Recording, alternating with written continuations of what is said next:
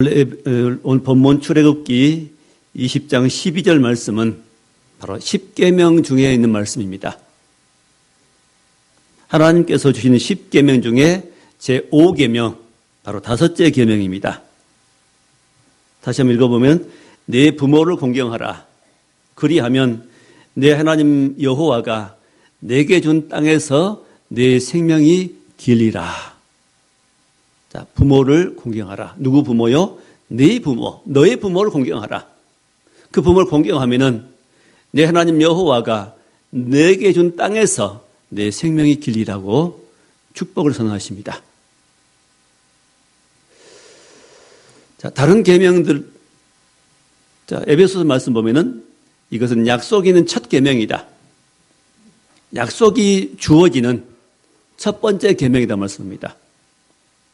다른 계명은 다 약속이 이렇게 모든 계명에 약속이 붙어 있는 거 아니죠. 하지 마라 끝납니다. 살인하지 마라, 간음하지 마라, 도둑질하지 마라. 근데 여기 5계명에는 뭐가 붙어 있어요? 약속이 있습니다. 그 말씀을 순종하면은 하나님께 이렇게 너에게 복을 주겠다는 약속이 붙어 있습니다. 약속이 있는 첫 계명이라고 말씀하실 정도로 중요한 계명입니다. 1계명부터 4계명까지는 하나님에 대한 계명이고 5계명부터 10계명까지는 사람에 대한 계명인데 바로 그 사람에 대한 첫 번째 계명이 바로 부모에 대한 계명입니다. 부모를 공경하라. 자, 하나님께서 세우신 가장 중요한 두 가지가 있습니다. 이 땅에 그게 뭘까요? 교회와 가정입니다. 교회의 주인은 하나님이십니다. 하나님을 잘 섬길 것과 그게 1계명, 5계명, 4계명까지고 그 다음에 교회에 대한 계명, 결국은 이 땅에 가장 중요한 사람에 대한 계명과 또 더불어서 이 5계명은 바로 부모에 대한, 부모 공경에 대한 계명입니다. 자, 교회와 가정이 중요한데 그 가정의 중요한 것이 가장과 또 부모지요. 자, 모든 하나님의 말씀에는 원리가 있습니다. 그 원리를 따라서 우리가 원리를 바로 이해하고 섬기면은 순종하면은 우리 모든 삶은 아름다운 삶으로 보장이 되는 겁니다. 이 원리를 무시하고 자기 마음대로 살아가기 때문에 많은 문제가 생깁니다. 어려움을 당합니다. 자, 부모 공경에 대한 계명은 너무너무 중요한 계명입니다. 자, 10계명 중에 하나님을 섬기라는 말씀이 있고 그 다음에 누구를 섬기라요? 부모 섬기라는 말씀이 있습니다. 부모 공경하라. 이 두 가지 가장 중요한 겁니다. 이제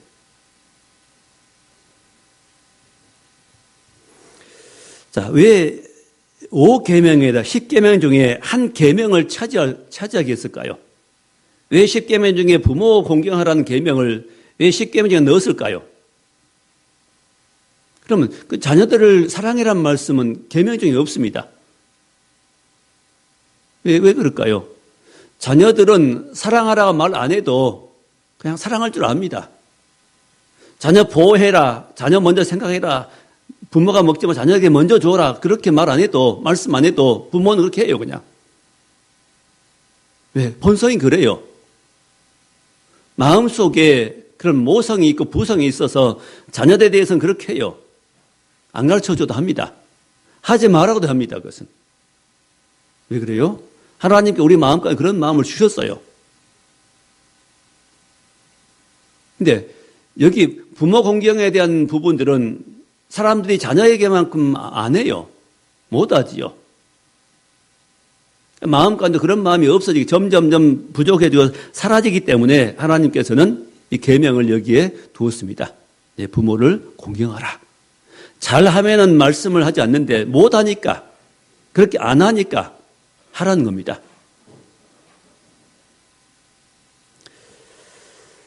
자, 그래서 오늘 제목이 내 부모를 공경하라 말씀입니다.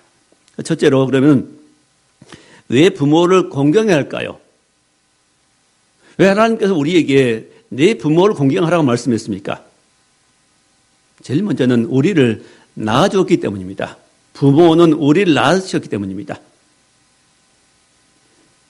하나님께서 우리를 하늘에 뚝 떨어져 주신 게 아니라 부모를 통해서 우리를 이 땅에 보내주었습니다. 엄마가 아이를 갖고 10달 동안 뱃속에서 자라게 하고, 그리고 잉태한 고통을 많이 겪고 수고를 많이 하고, 그리고 해산의 고통을 겪으면서 아이를 낳았습니다. 자녀를 낳았습니다. 그를 길러줬습니다. 아이가 어릴수록 손이 많이 가지요. 깊은 잠도 자지 못하고 깨야 되고, 깨서 돌봐줘야 되고, 많이 보살펴줘야 됩니다. 자, 이 부모는 하나님의 대리자입니다. 하나님께서는 우리를 이 땅에 보내실 때 직접 우리를 보낸 거 아니라 부모님을 통해서 우리를 이 땅에 보내셨습니다. 그리고 양육하는 것도 교육하는 것도 하나님 직접 하시는 부분도 있지만은 대부분은 누가 해요? 부모의 손길을 통해서.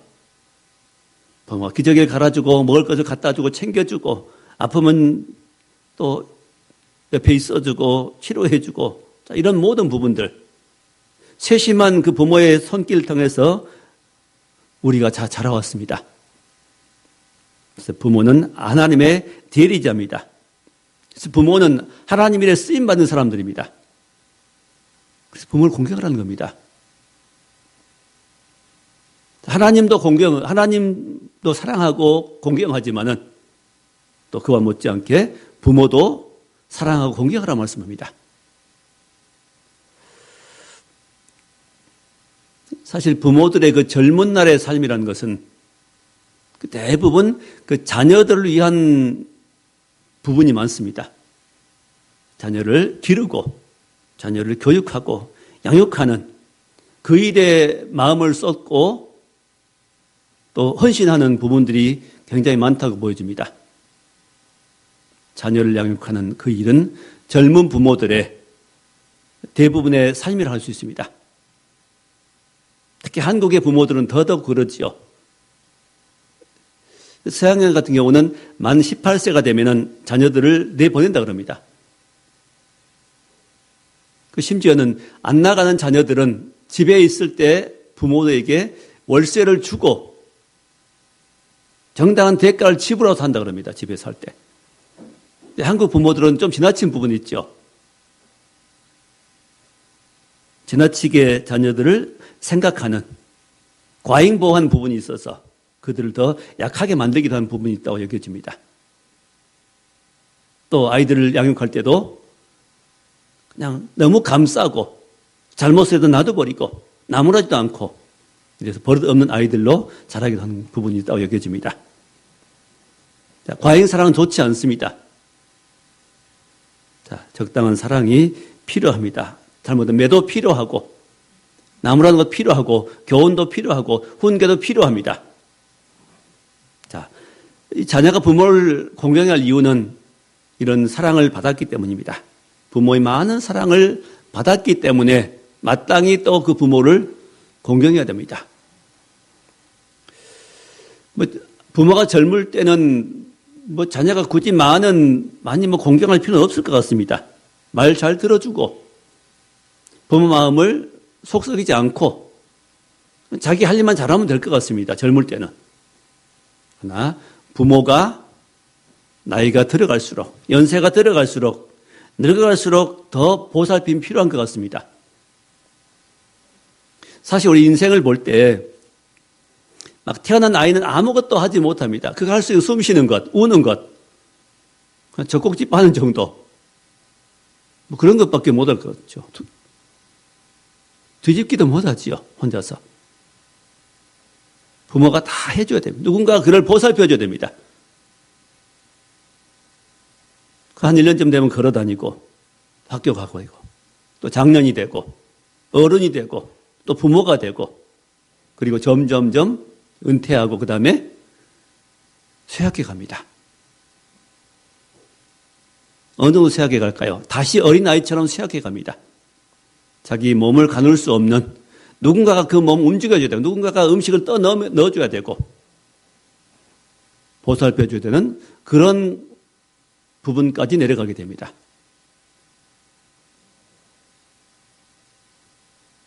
결국은 어떤 그 모양으로 그려본다면, 그래프라고 그려본다면 이렇게 아래에서부터 올라갔다가 떨어지는 인생을 마치는 그런 것이 인생인 것 같습니다.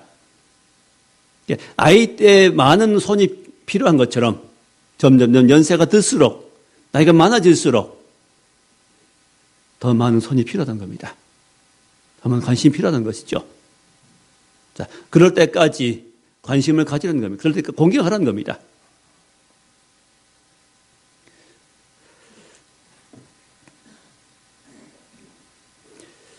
자, 그제 어버이날이었었는데 그 요양시설에 있는 또 병원에 계신 그런 부모님들, 자, 코로나 때문에 가족들이 방문하고 싶어도 방문할 수 없는 이런 안타까운 일이 지금 벌어지고 있습니다. 빨리 코로나19가 종식되어야 되겠는데 빨리 우리 기대대로 안 되는 것 같습니다. 자, 왜 부모를 공경해야 될까요? 하나님의 뜻이기 때문입니다. 부모 하나님 말씀이 이게 하나님의 소원입니다. 부모 공경은 그냥 내 기분 따라서 하면 되고 안 하면 하기 싫으면 안 하고 이런 것이 아니고 반드시 부모는 공경해야 되는 겁니다. 이게 누구 말씀? 하나님 말씀이고 이건 계명입니다. 10계명은 반드시 우리 인간들이 반드시 행하며 살아야 할 가장 중요한 부분들입니다. 근간이 되는 겁니다. 가장 기본적인 것입니다. 자, 이 법을 무시하고 이 말씀을 무시하고 나는 믿음이 좋다 말할 수 없습니다. 내가 믿음이 있고 좋다는 것은 뭘 가지고 말할 수 있습니까? 하나님 말씀을 순종한 사람 믿음이 좋은 사람이요, 하나님 말씀을 순종하지 않은 사람 믿음이 없는 사람입니다. 그러므로 이 부모 공경에 대한 계명은 반드시 우리가 지키면서 행하며 살아야 됩니다. 그게 그리스도인입니다. 자, 그럼 두 번째로 그럼 어떻게 부모를 공경할 것인가? 제일 먼저는 이 마음의 문제입니다. 중심 문제거든요. 마음. 항상 하나님께서 우리에게 제일 먼저 요구하시는 것은 우리 마음입니다. 중심. 부모에 대한 감사한 마음, 마땅히 섬겨야 되겠다는 그런 마음 자세가 중요합니다. 옛날 우리 전 시대에는 온 가족이 함께 농사 지면서 온 집에서 같이 살고 3대, 4대가 함께 한 집에 살고 같이 살을 맞대고 그렇게 살았습니다.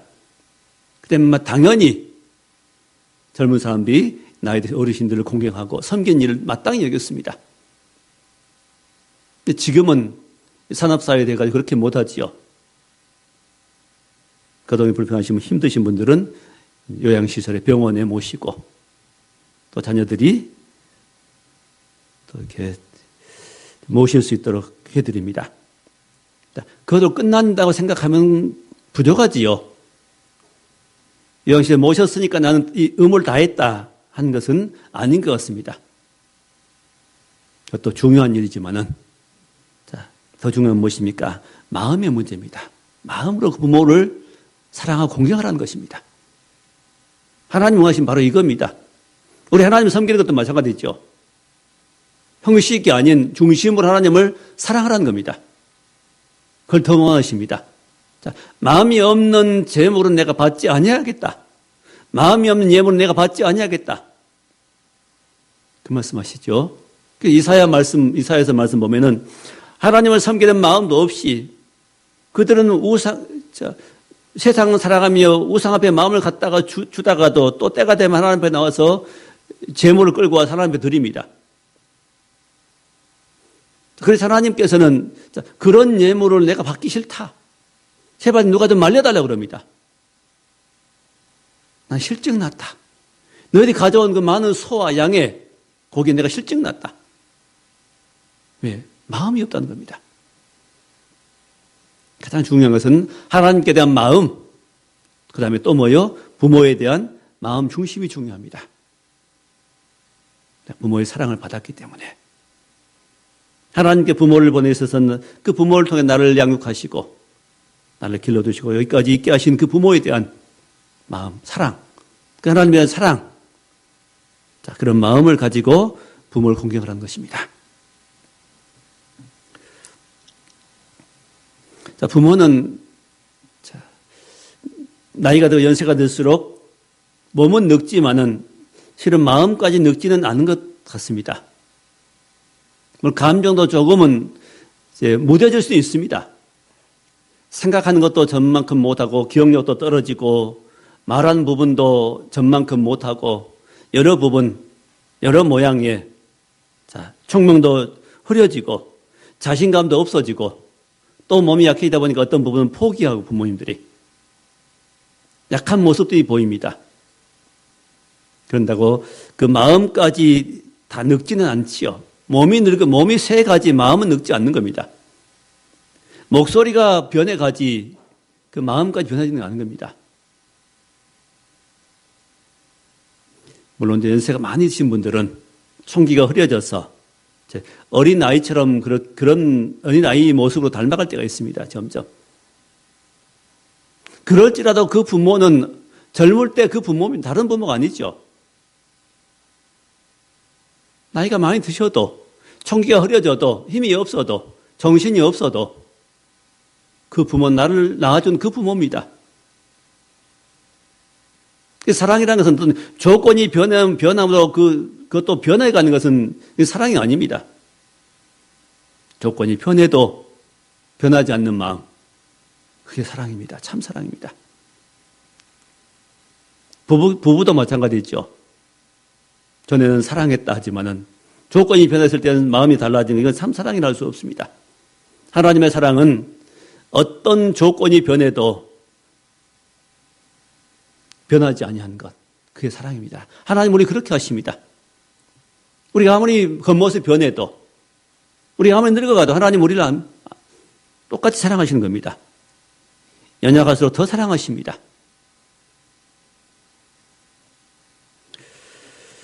그래서 이제 젊은 사람들 입장에서는 나이 드신 어르신들을 무시하기 쉽습니다. 왜? 겉모습 보고 잘 모른다고 무시하기 쉽습니다. 그런 태도는 옳은 태도가 아닙니다.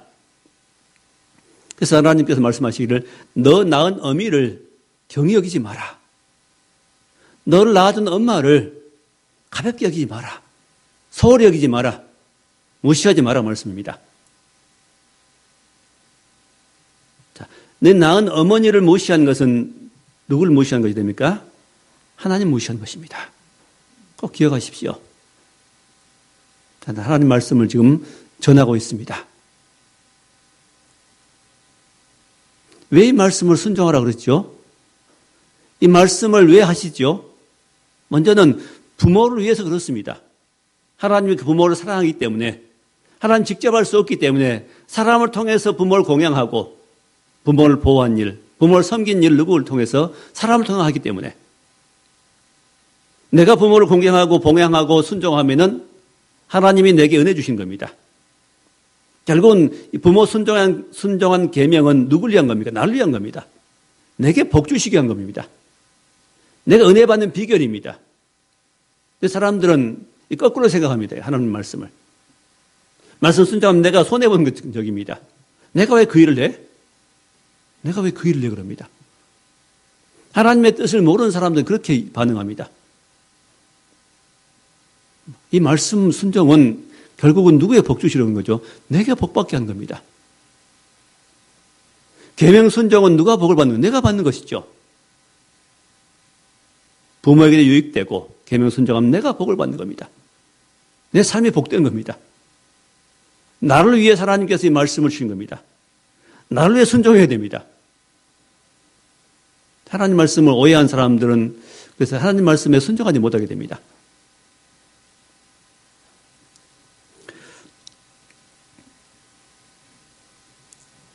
또 요즘에 세대 갈등이라는 것도 심각한 문제인 것 같습니다. 부모 세대와 자녀 세대, 또 기성 세대와 또 신세대 간의 세대 갈등 문제.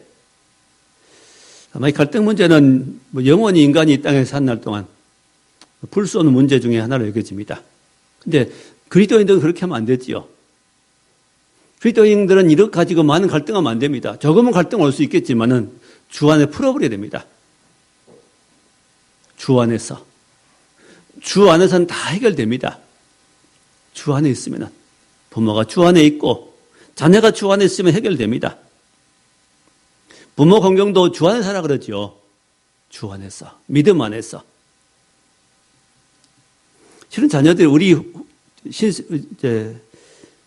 이 기존 세대, 우리 신세대들은 또 자녀들은 실은 부모가 이루어 놓은 수고한 그 모든 토대 위에 사는 겁니다. 그러죠? 예를 들면 농촌에 사는 젊은이들이나 있다면 그 농토를 개간을 누가 만들어놨죠? 기존 세대들, 부모 세대들이 이루어놓았습니다. 개간하고 땀 흘려 수고하고 이루어놓은 그 토지, 지어놓은 집에 살죠. 기성세대들이 닦아놓은 도로, 공장 지어놓은 거기서 젊은이들이 가서 일합니다. 닦아놓은 도로 차를 가지고 달립니다. 전쟁 때 목숨 걸고 나라를 지켜서 지금 이루어놓은 나라입니다. 근데 젊은 세대들은 너무 쉽게 기성세대들의 수고를 부인하려고 합니다. 그건 아니죠. 모든 수고 위에 사는 겁니다. 그만큼 땀 흘려 고생한 목숨 걸고 지켜놓았기 때문에 우리가 살 수 있는 겁니다. 평안하게. 감사해야죠. 그래서 신세대들은 기성세대들을 향해서 감사할 줄 알고 존중할 줄 알아야 됩니다. 예의를 지킬 줄 알아야 됩니다. 사랑은 물에 행치 않다고 말씀합니다. 특히 그리스도인들은 저와 여러분 그리스도인, 우리 모든 그리스도인들은 우리보다 윗세대에게, 윗분들에게는 반드시 더 공손하게 예의를 지킬 수 있어야 됩니다. 그게 그리스도인입니다. 예수 믿는 사람들 예의를 잘 지킵시다. 인사도 잘하고 그리고 위에 분들을 공손하게 대할 수 있는 그런 마음이 필요합니다. 그게 하나님 앞에 복받는 길이기도 합니다. 그게 성경의 가르침입니다.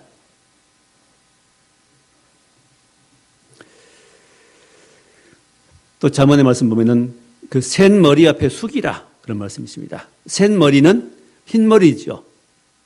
흰 머리 앞에 검은 머리 가진 젊은이들은 숙여라고 말입니다. 존중하라는 이야기입니다. 하나님이 그렇게 말씀하십니다. 물론 기성세대나 아니면 부모님이 우리 마음에 들지 않게 할 때도 많습니다. 그럴 때 많지요. 잘못할 때도 있고 오해할 때도 있고 부당한 일을 할 때도 있고. 자, 그렇지만 그래서 말씀이 명령으로 오는 겁니다. 이렇게 부모를 공경하라 명령합니다. 그럴지라도 공경하라는 겁니다. 부모가 부모답지 않을지라도 공경하는 마음은 가지고 살라고 말입니다. 왜? 부모이기 때문에. 낳아주었기 때문에. 자, 그래서 에베소 5장 말씀 보면, 6장 보면 주 안에 순종하라 말씀합니다.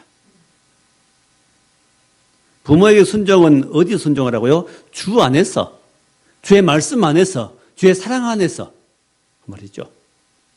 또 주 안에서라는 말씀에 또 그 말씀의 의미는 뭐냐면 십자가 아래서 그 말입니다. 우리가 주 안에 들어간다는 뭐지요? 내가 십자가 앞에 내가 들어간 거죠. 십자가의 사랑 앞에 내가 들어가는 겁니다. 사랑 안으로. 주 안에서 그 말은 내가 십자가 밑에 무릎을 꿇고 그 말입니다. 내가 십자가 앞에 무릎 꿇지 않으면 우리는 부당한 부모나 부당한 어른들의 어떤 것들을 받아들일 수 없습니다. 근데 그렇기 때문에 부모가 내 잘못하면 나는 그 부모를 공경할 수 없지요. 십자가 안으로 안 들어가면 할 수 없는 겁니다.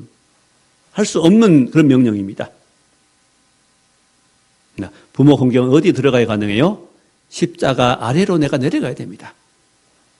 십자가 아래로. 그게 주 안에서 의미입니다. 주 안에서. 십자가 아래서. 나 같은 죄인을 위해서 주님이 죽어줬습니다.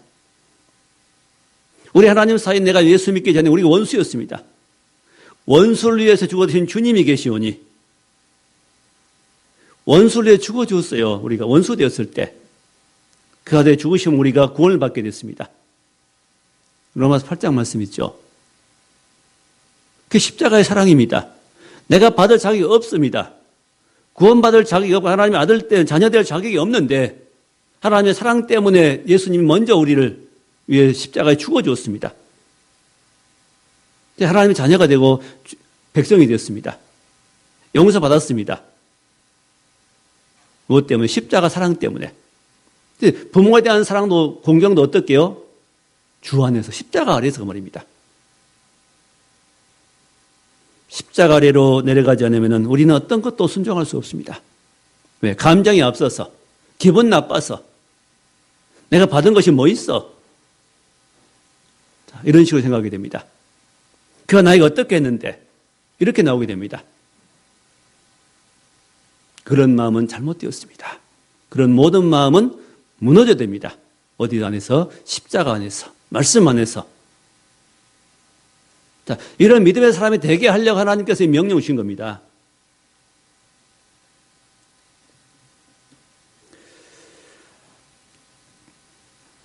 자, 주님께 하듯 하라고 말씀입니다.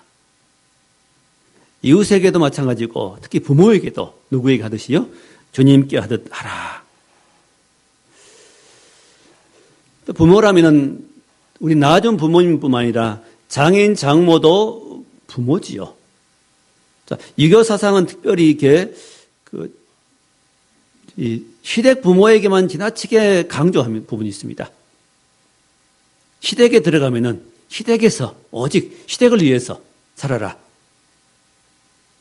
남존여비 사상이 있죠. 이 부분은 많이 잘못된 부분입니다. 남존여비 사상은 성경과 정반대되는 사상입니다. 남자는 낳고 여자는 낳고 그건 말도 되지 않습니다. 똑같이 중요합니다. 똑같이 귀한 사람들입니다. 딸도 부모에게는 똑같이 아들처럼 귀한 사람들이고 아들도 똑같이 귀한 사람들입니다. 부모들 입장에서는 똑같이 인정해줘야 됩니다. 똑같이 귀한 겁니다. 근데 이기주의가 그렇게 만들었죠. 며느리는 내 모든 말에 시어머니 말에 순종해야 된다. 효사상인데 심지어 사후에 제사까지 지내게 만듭니다. 그 효도라고 말합니다. 아닙니다. 그것은 사후에 되는 어떤 일도 필요 없습니다. 제사는 필요 없습니다. 생전에 잘 해야 됩니다. 살아계실 때 효를 다하라고 말씀합니다. 자, 그러면 가장 큰 효도는 뭘까요? 부모에 대한 가장 큰 효도는 예수 믿고 천국 가게 하는 가장 큰 효도로 여겨집니다. 아무리 내가 살아생전에 부모에 잘해도 그 부모님이 예수 믿지 않다면 지옥 가버린다면 어떻게 될까요, 그게? 그것처럼 큰 불효는 없는 것 같습니다. 가장 큰 효도는 예수 믿고, 부모님이 예수 믿고 살다가, 기쁨을 사시다가, 위로받고 사시다가, 천국 가시는 것, 천국 가게 가시도록 도와드리는 것, 일이 가장 큰 일입니다. 그럼 우리는 늘 기도해야 됩니다. 혹시 믿지 않은 부모님 계신다면, 기도하고, 찾아뵙고, 자꾸 시간 나는 대로, 기회대로 복음을 전하고, 예수 믿자고 말하고, 그래서 예수 믿고 살도록 해드리는 것, 가장 큰 효도라 여겨집니다. 이 효도를 반드시 할 수 있기 바랍니다. 그다음 마지막 세 번째로, 그러면 순종하면은 받는 복이 있습니다. 약속이 있겠죠. 자, 오늘 약속의 말씀이 12절 말씀에, 그리하면 내 하나님 여호와가 내게 준 땅에서 내 생명의 길이라. 자, 누가 복을 줘요? 내 하나님 여호와가. 어디서? 너에게 준 땅에서. 자, 우리가 이 땅에 사는데 이 땅에 살 수 있도록 해주신 분이 누구지요? 이 땅, 내게 준 땅. 하나님께 내게 주신 땅이 무엇입니까? 지금 내가 발 디디고 있는 이곳, 또 내 가정, 내 집이 내 땅이지요. 내가 어떤 가게를, 회사를 운영한다면 그 회사, 그게 내 하나님 내게 주신 땅이죠. 내게 주신 기업. 또 하나님 주신 교회가 하나님 주신 내 땅이죠. 자, 내가 내 삶의 영역에서 활동한 그 부분이 내 땅입니다. 내게 준 땅이죠. 하나님이 내게 주신 땅. 그 땅에서 네 생명이 길리라 말씀하십니다. 네 생명이 길리라. 내게 준 땅에서 하나님의 축복 가운데 살 것이라고 말씀입니다. 왜 저주가 임하는 거죠? 하나님 버리고 우상 섬기며 자기 멋대로 자기 마음대로 자기 욕심대로 사는 사람, 거기에 저주가 임합니다. 복은 어디에 있습니까? 하나님이 복이십니다. 그 모든 복은, 축복은 하나님께로부터 오는 겁니다. 모든 좋은 것은 저 위로부터, 빛들의 아버지께로부터 온다고 말씀합니다. 이런 복을 주신 분이 하나님이십니다. 그러므로 부모를 공경하는 말씀을 순종할 때 에베소 6장 3절의 말씀 보면 이는 내가 땅에서 잘되고 장수하리라. 자, 두 가지입니다. 땅에서 잘되고, 첫째는 잘되고, 두 번째는 장수할 것이다. 하나님 말씀을 순종하면 하나님께 땅에 잘 될 수 있도록 해주겠다. 또 순종하면 두 번째로 장수하게 해주겠다 말씀입니다. 내가 많이 수고 안 해도, 내가 잘 되려고 많이 몸부림 안 쳐도 말씀을 순종하 나가면은 하나님께서 나와 모든 관계된 부분에 은혜 주시고 복 주셔서 지켜주어서 땅에서 잘 되고 장수할 수 있도록 해주겠다는 말씀입니다. 약속의 말씀입니다. 이게 부모 공경에 대한 축복이며 약속의 말씀입니다. 이 약속의 말씀만 붙잡고 행하면은 우리는 이 복을 받게 되는 것입니다. 복은 내가 만들어가는 거 아닙니다. 순종하는 것입니다. 하나님 의지하고 믿고 하나님 말씀에 순종하는 것입니다. 항상 관계라는 그러죠. 사랑하고 공경하면은 사랑받고 존중받게 됩니다. 내가 남을 존중하면 그가 나를 존중해 줍니다. 내가 남을 무시하면은 그가 나를 무시하게 됩니다. 내가 남을 나쁘다고 소문내고 다니면 결국은 나 나쁜 사람으로 소문납니다. 내가 모든 사람이 남을 좋다고 소문내고 다니면 내가 좋은 사람은 소문나게 됩니다.